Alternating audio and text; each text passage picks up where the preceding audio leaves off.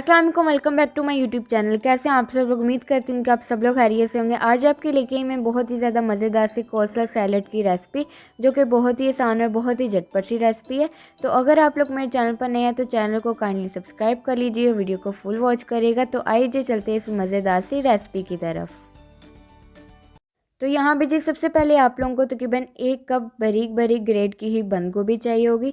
आप लोगों की अपनी मर्ज़ी है, आप लोग इसे ग्रेट भी कर सकते हैं और आप लोग इसे चॉप भी कर सकते हैं।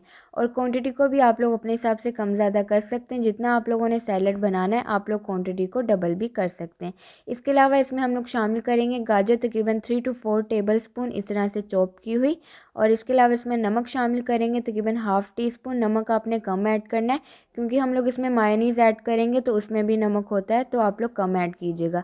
अब इसमें हम लोग शुगर ऐड करेंगे तकरीबन 1 टेबल स्पून। और इसके अलावा इसमें ब्लैक पेपर ऐड करेंगे 1/4 टीस्पून।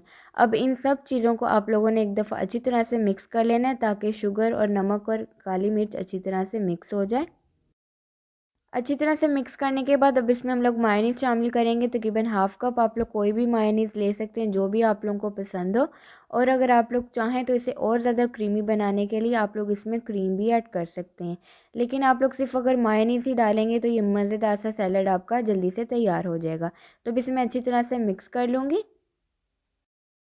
तो यहाँ पे जी मज़ेदार सा कोस्टल सैलेड है बिल्कुल तैयार। आप लोगों ने ये सैलेड की रेसिपी ज़रूर ट्राई करनी है, अपना फीडबैक भी ज़रूर देना है कि आप लोगों को ये रेसिपी मेरी कैसी लगी।